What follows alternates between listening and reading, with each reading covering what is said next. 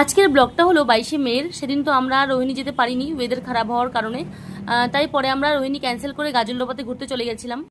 আজ ওয়েদারটা বেশ ভালোই ছিল, আর বৃষ্টি হওয়ার তো কোনো রকম সম্ভাবনা দেখছিলাম না, তাই ভাবলাম সেদিন তো আর যেতে পারিনি, যাই তাহলে আজকে একটু রোহিণীর থেকে ঘুরেই আসি। Hello everyone, welcome back to my daily blog. তো যা ভাবা তাই কাজ, মা বানিয়েছিল আজকে সকালে ঘুগনি আর লুচি। তো ব্রেকফাস্টে লুচি আর ঘুগনি খেয়ে আমরা বেরিয়ে পড়লাম আজকে রোহিণীর দিকে। ব্রেকফাস্টটা করতে করতে কিন্তু আজকে একটু লেটই হয়ে গেছিলো, প্রায় 12টার মতো বেজে গেছিলো। আর অন্যান্য দিন তো আমি 10টা থেকে 10:30টার মধ্যে করে নিই ব্রেকফাস্টটা, কারণ আমাকে 11টার মধ্যে স্যালন যেতে হয়। তো আজকে তো স্যালন যাবো না, তাই আজকে একটু দেরি করে করেছিলাম, আর বাড়িতে একটু টুকটাক কাজও ছিল।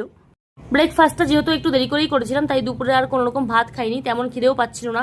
তারপর আমরা রেডি টেডি হয়ে 1টা থেকে 2টার মধ্যে বেরিয়ে পড়ি বাড়ির থেকে। এরপর বাড়ির থেকে তো শুকনো অবধি ওয়েদার একদম ভালো ছিল, কিন্তু যখনই আমরা রোহিণী রাস্তায় ঢুকছি তখন হঠাৎ করে ওয়েদার চেঞ্জ হয়ে গেল, একদম বৃষ্টি বৃষ্টি ভাব হয়ে গেল, মনে হচ্ছিল এখনই বৃষ্টি নামবে। আর ওয়েদার দেখে আমার মনে হলো যে আজকেও হয়তো আর আমাদের রোহিণীতে যাওয়া হবে না। যদিও রাস্তায় বৃষ্টি হলে তেমন কোনো প্রবলেম হতো না, কারণ আমরা ছাতা রেনকোট নিয়েই বেরিয়েছিলাম। কারণ এটা বর্ষাকাল, যখন তখন ওয়েদার চেঞ্জ হতে পারে, এই বৃষ্টি এই রোদ বলা যায় না কখন বৃষ্টি পড়ে কখন ওয়েদার চেঞ্জ হয়। তো যাই হোক, এরপর আর্মি ক্যাম্পগুলো আর মধুবনী পার্ক পার করে দ্য মোস্ট বিউটিফুল টার্ন নিয়ে আমরা পৌঁছে গেলাম রোহিণী রাস্তায়। আর টার্নটা নিতেই দেখো কি অপরূপ এক দৃশ্য, কি সুন্দর পাহাড় দেখা যাচ্ছে, একদম ক্লিয়ার। তোমরা যারা পাহাড় প্রেমী আমার মতো আমার সাথে রিলেট করতে পারবে। এত মনে শান্তি লাগে পাহাড় দেখলে, আমি বলে বোঝাতে পারবো না। ক্যামেরায় দেখা আর চোখে দেখা কিন্তু অনেকটাই তফাৎ রয়েছে। তোমরা বিশ্বাস করবে না, রাস্তাটা আর পাহাড়গুলো দেখতে এত সুন্দর লাগছিল, আমি শুধু ভাবছিলাম যে আমি কোনটা ক্যাপচার করি আর কোনটা ক্যাপচার না করি।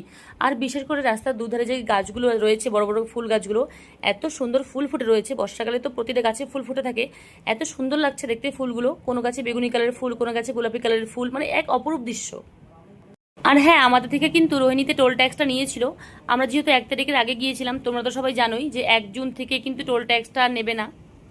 এর আগে যতবারই আমি রোহিণীতে এসেছি, আমি কিন্তু রোহিণী পার্কে এসেছি, আমি কিন্তু আর অন্য কোথাও যাইনি। আর এবারও কিন্তু আমাদের প্রথমে রোহিণী পার্কে যাওয়ারই কথা ছিল। তারপর আমাদের আবারও প্ল্যান হলো যে চলো রোহিণী পার্কে তো যাবোই, তার আগে আমরা রোহিণী লেক থেকে ঘুরে আসি। রোহিণী লেক থেকে কিছুক্ষণ ঘুরে তারপর আমরা আবারও রোহিণী পার্কে যাব। আর এর আগে তো আমি রোহিণী লেকে কোনোদিন আসিনি, অন্যদের ভিডিওতে দেখেছি অনেকবার, কিন্তু আজকে আমি ফার্স্ট টাইম আসলাম। আর রোহিণী পার্ক থেকে কিন্তু রোহিণী লেক খুব একটা দূর না, কাছাকাছি রয়েছে।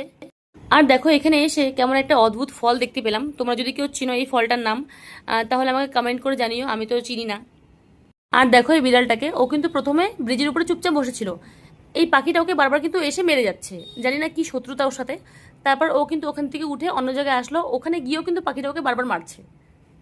সত্যি বলতে আমার কিন্তু রোহিণী লেকটা খুব একটা ভালো লাগেনি, জাস্ট ওকে ওকে লেগেছে। ভিডিওতে যতটা সুন্দর দেখেছিলাম ততটা সুন্দর কিন্তু না। আমার মনে হয় না আমি দ্বিতীয়বার হয়তো আসবো কখনো। রোহিণী লেক থেকে কিন্তু রোহিণী পার্কটা অনেকটাই সুন্দর। আমি আমার এক্সপিরিয়েন্সে বলছি, আমার রোহিণী লেকটা খুব একটা ভালো লাগেনি, তোমাদের ভালো লাগতে পারে। তোমরা যারা রোহিণী লেকে যাওয়ার কথা ভাবছো তারা অবশ্যই যাও, নিজের চোখে দেখে এসো। তাছাড়া আমার মনে হলো রোহিণী লেকে দেখার মতো কিছু নেই তেমন, শুধু একটা লেক আছে, তাও জলটা খুব নোংরা ছিল। আর কয়েকটা ফুল গাছ আছে, তোমরা হর্স রাইডিং করতে পারো, বোটিং করতে পারো। আমার খুব একটা ভালো লাগেনি বলে আমি কিছুই করিনি, শুধু কয়েকটা ফটো ভিডিও করে সেখান থেকে বেরিয়ে আমি আবার রোহিণী পার্কেই চলে আসি। রোহিণী পার্কেও কিন্তু আমরা খুব একটা বেশিক্ষণ সময় ছিলাম না, যেহেতু আমরা বিকেল বিকেল দিকেই ঢুকেছিলাম পার্কে। ওই ধরো 4টার পরে হয়তো ঢুকেছিলাম, কিন্তু কোথাও যে একটু শান্তিমতো বসবো তা কিন্তু বসতে পারছিলাম না, কারণ এত মশা কামড়াচ্ছিল। আর বিশেষ করে ওই যে ছোট ছোট কালো মশাগুলো হয় না, ওগুলো এত কামড়াচ্ছিল, তো মশার জ্বালায় তো কোথাও বসতেই পারছিলাম না ঠিক করে একটু। আর জানো তো, এখন কিন্তু রোহিণী পার্কে প্রচুর বানরের উৎপাত বেড়ে গেছে। এর আগে কিন্তু আমি যতবার রোহিণী পার্কে এসেছি আমি কিন্তু কোনোবার এত বানর দেখতে পাইনি। প্রতিটা ফুল গাছে কিন্তু বানর ছিল, আর যখনই কেউ ফটো তুলতে যাচ্ছিল সেই বানরগুলো কিন্তু কামড়ানোর জন্য এগিয়ে আসছিল, তাই আমরা ওখানে আর বেশিক্ষণ সময় না থেকে কিছু ফটো ভিডিও করে আমরা সেখান থেকেও আবার বেরিয়ে পড়ি। দুপুরে তো আমার ভাত খাওয়া হয়নি, সকালে সেই ব্রেকফাস্টে লুচি আর ঘুগনি খেয়ে বাড়ির থেকে বেরিয়েছিলাম।